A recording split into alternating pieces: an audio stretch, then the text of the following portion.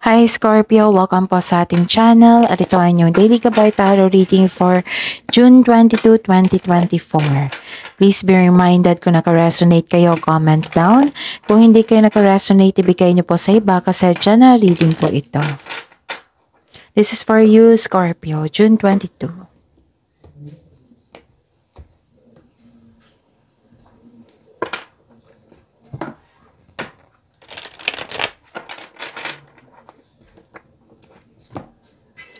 Gamitin ang reading na ito bilang gabay lamang. Please like, subscribe, and click the button for notification para updated po kayo sa daily tarot reading natin. Maraming salamat po.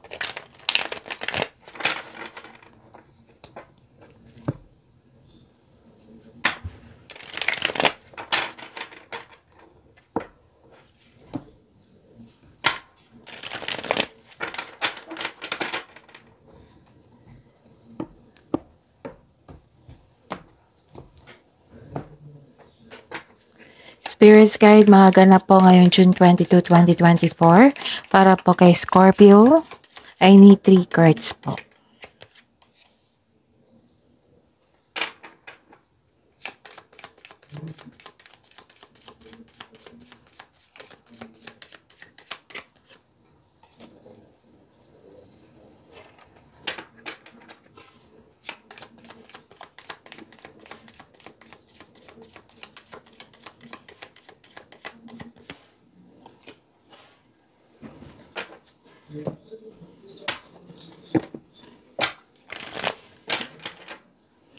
Spirits Guide, mga mensahe po para kay Scorpio ngayong June 22, 2024.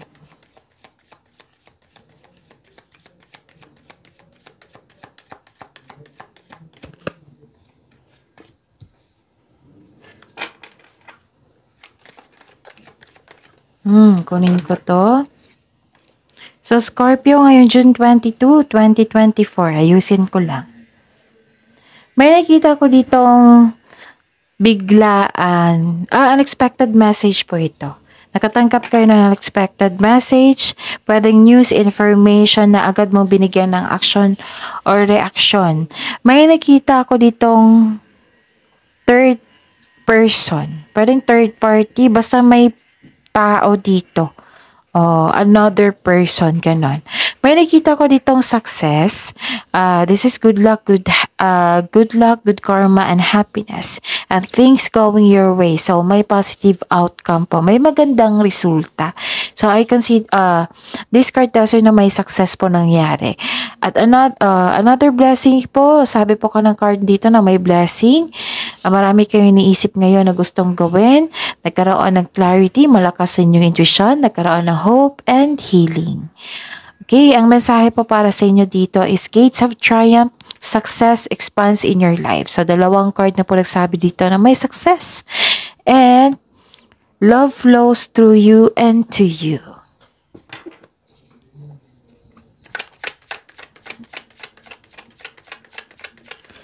Spirits Guide, energy po ni Scorpio ngayong June 22, 2024.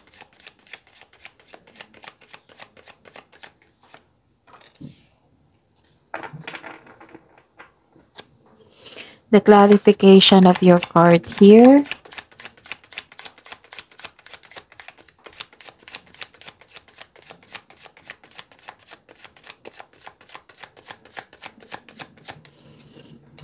Daily reminder para hindi makalimutan ni Scorpio. Panoorin niyo po yung June 17, 18, 19, 20, 21. Panoorin niyo rin yung na-upload kahapon na July 2024 Monthly Gabay Tarot reading. Naka-individual video yun ha, Scorpio. So, panoorin niyo po. Kung may naulit po na mensahe, meaning kailangan yung bigyan ng atensyon, solusyon, at aksyon. Yan po ang sabi. Tapos, sa mga parating humihingi sa akin ng Monthly Gabay Tarot reading dito, mga Scorpio, nais ko ipaalam sa inyo na open na po yung July 2024 niyo po. So, PM niyo po ko for schedule. At sa mga bago dito na gustong magkaroon ng personal reading, i-click niyo po yung link sa baba ng video niyo. May link po dyan. At i-click nyo po para ma-message po ako for inquiry and for booking. And pasensya na po sa ingay ha kasi may construction po sa kabilang bahay. So, may ingay. So, kung wala kayong narinig na ingay, comment down. Tapos, kailangan, okay, mag-focus kayo sa mensahe dito. And don't worry, nakafocus ako sa reading natin. Okay? So, ayun. Humihingi ako ng pasensya. Baka kasi may mainis or magreklamo na noisy yung background po. Okay? So, focus kayo sa akin. Okay. Maraming salamat po. Ngayon June 22, 2024, may nakita ko dito nagsisave kayo ng money. Pwede din na may utang na hindi nagbayad. Pwede din nagsisave kayo ng money para pambayad ng bills. Pwede din nagsisave kayo ng money kasi may problema, may concern kayo sa isang tao na hindi nagbayad sa inyo. May concern kayo sa isang tao na hindi nagbigay ng time o halaga. And ayun, sana magiging okay na yan. At saka, may nakita ko dito nagkaroon ng hesitation. Yes, nagkaroon ng hesitation para gawan ng action. Kasi may gagawin kang action dito, right? Kasi nakaramdam ka ng fear. Fear of change. Nagkaroon ng may unwise decision ako kita dito. So, siguraduhin yung maggumawa ng decision, ha? Or, kasi nagkaroon ng hesitation, so hindi kayo makagawa ng decision. Ang sabi po dito na, kung hindi kayo confident sa inyong gagawin, wag muna. Siguraduhin na magkaroon kayo ng solidong decision at para magkaroon kayo ng confidence. And you're taking time. You're taking an action with courage. Kailangan kasi yan nabuo yung decision nyo, nabuo ang plano para maging confident kayo. Okay? Tapos, pag-isipan po muna. Kasi dalawang card na kasi nagsabi dito na pag-isipan nyo muna. Gustong-gusto mo na. Nagiging aggressive kayo. Kaya lang may nagpahinto. Nagkaroon ng hesitation. Ayun. So, buuhin mo muna yung plano. Maging confident kung sure na talaga. Kung karapat-dapat na ba yan. Tapos, some of you nakaramdam ng takot na to move forward. Or takot sa mga challenges na na-encounter nyo. Huwag kayong matakot sa challenges kasi dyan tayo magiging successful. Dyan tayo magiging matatag. Dyan tayo magiging successful.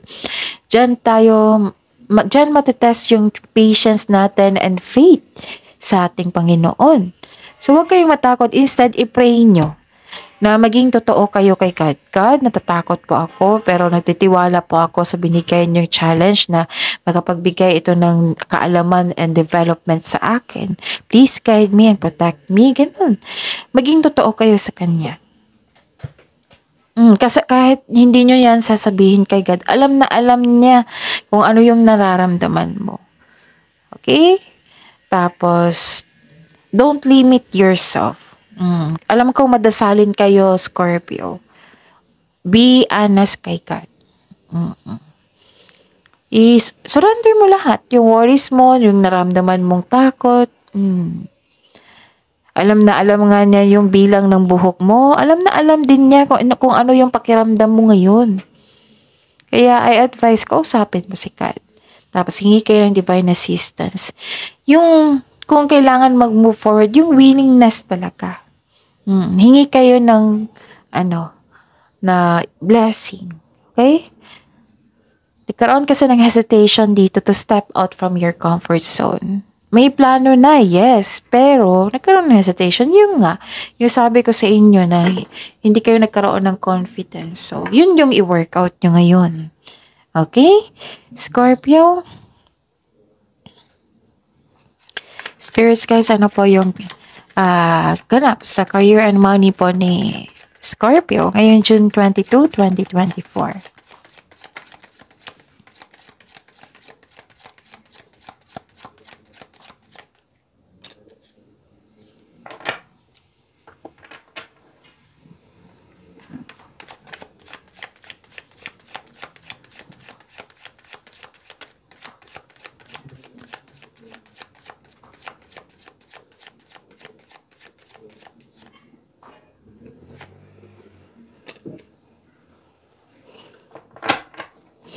Dalawang card na po nagsabi na meron kayong biyahe ngayon. Scorpio. Maraming nagbiyahe ngayon, no? Kanina rin sa air signs. Okay. Busy kayo ngayon. 'Di ba sabi ko dito na marami kayong iniisip, marami kayong gustong gawin kasi ilang cards na po nagsabi dito na busy talaga kayo ngayon. Pwede din busy sa pag-iisip. Pwede din busy sa pag-iisip. Kasi inspired kayo dito. Oo. And nagkaroon ng creativity. And may parating po na exciting opportunities. Nakaka-inspire na chances upang palawakin ang iyong trabaho, yung negosyo nyo. O magsimula ka sa bagong pagsisikap, ganon. Naging masipag kayo dito, naging creative kayo dito sa inyong trabaho. Dahil nito, mapapansin ka ng mga tao na recognize ang inyong galing at talino. Soon, nakikita ko dito, magbubunga ang inyong pagsisikap. At dahil sa achievement na ito, magkakaroon ng financial growth and stability. Ang ganda, Scorpio. Basta may simulan kayo ngayon. Kasi nga marami kayong iniisip. So nag-decide, di ba, nagkaroon ng hesitation dito. So nag-decide kayo dito na i-go muna. Okay? This is importanteng simulain. Pwede din na may dumating na tao na upang tulungan ka or ma-recognize ka, siya yung makarecognize sa inyo. And this card tells you na nagdadala ito ng inspirasyon sa inyong buhay. Grabe yung inspiration mo dito. Kasi may hope and healing, right? So this is the clarification of your card here. Hope and healing. And nasabi po ng card niyo po dito na stay open po daw kayo sa signs na binigay ni universe and take action when they appear. May chance talaga kayong maglakbay. Matagal mo na tong plano. Dalawang card na po ha, nagsabi na may maglakbay. Pwede yung abroad po ito, basta malayong lugar. Oo, yun. Ano pa? At may nakita ako dito, pwedeng pauwi ito kasi may dumating din na tao, right? Pwedeng pauwi din ito. Basta may paglalakbay na ano dito, concern, ganap. Nakita ko dito na some of you umuwi ng successful. So, may paglalakbay, ilang beses na lumabas dito. And you are moving forward to the next level. No, decide na talaga kayo. Nag-decide na kayo. Puro action ngayon. Wow. Si air signs at kayo. Puro action. You're moving forward to the next level. You use your intuition to guide you to the next phases of life with confidence. Yes, kung may pagbabago, kung may new beginning, advisable talaga na connect kayo sa inyong intuition. Kasi yan yung magsasabi kung ano yung susunod na hakbang patungo sa success po. Okay? And to achieve a success in career and money, kailangan mong mag-focus, comes with determination and clear intention. So, ngayon ang oras para gawan mo ng action. Wow, ilang cards na po nagsabi dito. Focus kayo dito sa inyong plano. And yun, you have success in the face of difficulty. Again, you have success in the face of difficulty. Ang ganda ng mensahe. Ano pa? Ayun. Spirits Guide, Love Life, Self-Love, Partnership, and Romance ni Scorpio ngayon, June 22, 2024.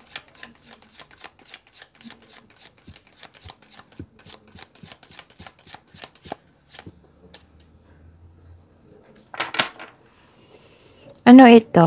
Okay.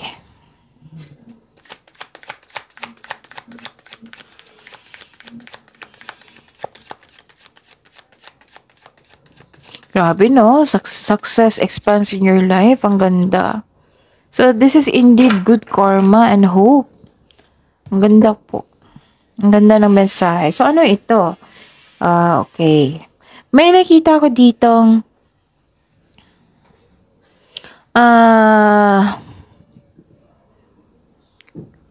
naapektuhan kayo sa criticism.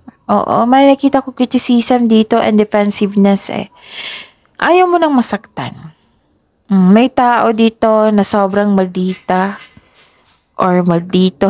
Basta salbahe or mainit ang ulo. Ganon. Nagbigay ka ng unawa dito. Kasi mataas ang pasensya ni Scorpio. Pag napuno na ito, nako, ingat na lang tong taong ito. So, ayun, nakawala ka na, nagkaroon ng freedom dito. Yes. Kasi naguguluhan ka the other day, the other week. Yes, alam ko yan kasi sa water signs yan. Yung may nararamdaman kayo, may iniisip kayo. Nakawala na po kayo. Nagkaroon po ng freedom. And yun, yung sabi ko kanina, you're exercising your patience sa isang tao na mainit ang ulo. Or ugali niya lang na maging maldito. Oo. Tapos, ang taas ng pasensya niyo po dito, nagkaroon din ng delay sa travel, delay sa matagal mo nang hinintay, delay sa mensahe, ganon. Pero ang sabi po ng card niyo po dito, nagkaroon po ng delay kasi they are divinely timed to highlight an important realization. Yung kailangan may realization na magaganap bago dumating yung delay. So, this lack of movement is reminding you to enjoy the process without being so focused on the outcome. Make yourself busy. Tama tong ginawa mo na habaan mo yung pasensya mo. And yun. So, focus sa inyong mga layunin. Kasi sobrang busy nyo po dito. Ayun. So, wag nyo kalimutan na panoorin nyo po, isubscribe nyo po yung love reading nyo. Love Jav. Lalabas yan sa screen nyo. Tapos, isubscribe nyo, panoorin nyo. Andun po yung full reading po sa love life nyo. And, yes, anong tawag dito? Malalaman mo kung anong iniisip niya, anong feelings niya ngayon, ng person nyo ha. Anong gusto niya, ang susunod na hakbang niya, or ano yung challenges na ma-overcome nyo para alam nyo. Okay? So, huwag niyo kalimutan mag-subscribe po doon. Okay? Maraming salamat po. Please like, subscribe, and click bell button for notification para updated po kayo sa daily tarot reading natin. Maraming salamat po.